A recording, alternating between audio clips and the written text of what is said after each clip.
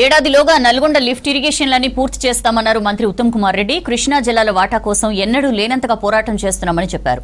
గత ప్రభుత్వంలో నయా పైసా పనులు జరగలేదన్నారు.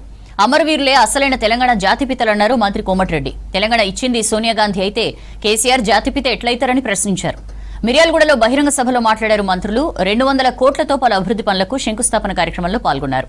కాంగ్రెస్ వచ్చాకే పెండింగ్ ప్రాజెక్టులు పూర్తి చేస్తున్నామని చెప్పారు. నాగార్జున సాగర్ ఆయకట్టు కింద ఉంది. ఇక్కడ 90% రైతులు వరి పండిస్తారు. భారతదేశంలోనే కాదు, బహుశా ఏషియా ఖండంలో biggest milling centre is Miryalaguda. TRS ప్రభుత్వంలో చివరి సంవత్సరంలో వరి కొనుగోలు కింద ఉమ్మడి నల్గొండ జిల్లాలో 1750 కోట్లు ఖర్చు చేస్తే మనం వచ్చిన తర్వాత ఆ రోజు 1750 కోట్లు ప్యాడీ ప్రొక్యూర్మెంట్ వరి కొనుగోలుకి ఇస్తే ఈ సంవత్సరం ఈ రోజు వరకు 2943 కోట్లు విషయం మరి మిర్యాలగూడ కాన్స్టిట్యున్సీలో నల్గొండ జిల్లాలో ప్రతి రైతు గమనించాలని చెప్పి కోరుకుంటున్నా. 2500 ఎకరాల వీర్లపాలెం లిఫ్ట్ ముందుకు పోతుంది. దున్నపోతుల గండి లిఫ్టు వేగవంతంగా పనులు చేయిస్తున్నాం. తోపుచెర్ల లిఫ్టు, కేశవాపురం లిఫ్టు, ఇవన్నీ కృష్ణా నదిపై ఉన్న లిఫ్ట్లు వేగవంతంగా ముందుకు పోతున్నావు.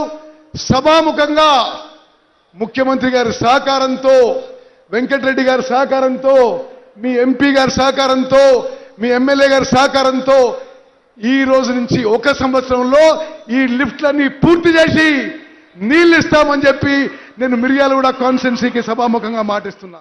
మిర్యాలగూడ పట్టణం అన్నా, మిర్యాలగూడ కాన్స్టిట్యున్సీ అన్నా గౌరవ ముఖ్యమంత్రి గారికి ఒకటే చెప్పేది, ఇది ఏషియాలోనే పెద్ద రైస్ ఇండస్ట్రీతో పాటు ఇక్కడ అంతా కూడా వ్యాపార వర్గాలతో పాటు కష్టపడే రైతులు ఉన్న ప్రాంతం ఇది.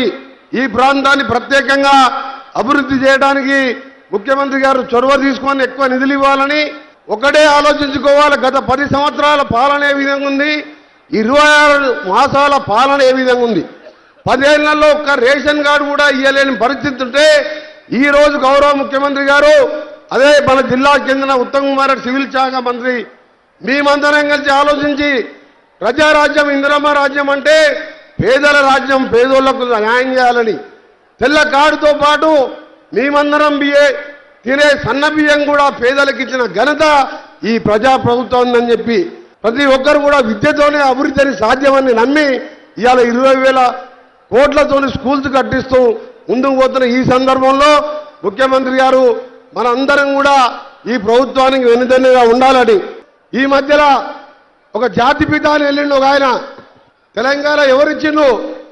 సోనియా గాంధీ. సోనియా గాంధీ దేవత అని చెప్పి ఆయన అన్నాడు. తెలంగాణ ప్రజలందరికీ తెలుసు. ఆయన మాట్లాడుతున్న ఒకటే, తెలంగాణ కోసం ఆయన చేసినట్టు. జాతిపిత అంటే తెలంగాణ కోసం మంత్రి పదవి వదిలిపెట్టిన నేను కూడా జాతిపిత అని ఎప్పుడైనా చెప్పుకున్నాను నేను? ఎవ్వరు కాదు జాతిపితలు. సోనియా గాంధీ తెలంగాణ దేవత అయితే 1100 మంది అమరులు, శ్రీకాంతాచారి, నల్గొండ ముద్దుబిడ్డ, కానిస్టేబుల్ కృష్ణయ్య, ఇషాన్ రెడ్డి, యాదయ్య, 1100 మంది ఇలా స్వర్గంలో ఉంది. వాళ్ళు సాధించిన తెలంగాణ 4 కోట్ల ప్రజలు.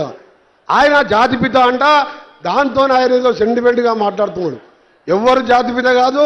సోనియా గాంధీ తెలంగాణ ఇచ్చిన దేవత. కాంగ్రెస్ పార్టీ చిరస్థాయిగా 20 సంవత్సరాలు ఇంకా కూడా మనమే కాంగ్రెస్ పార్టీ అధికారంలో ఉంటాం. మన సమస్యలన్నీ కూడా పరిష్కరించుకుందాం. ఉమ్మడి నల్గొండ జిల్లాలో 18 స్థానాలు గెలిపించి ముఖ్యమంత్రిగా భగవంతుగా ఇస్తామని మొట్టమొదటి పర్యటన మన జిల్లాకే వచ్చినందుకు వారికి ధన్యవాదాలు తెలియజేసుకుంటూ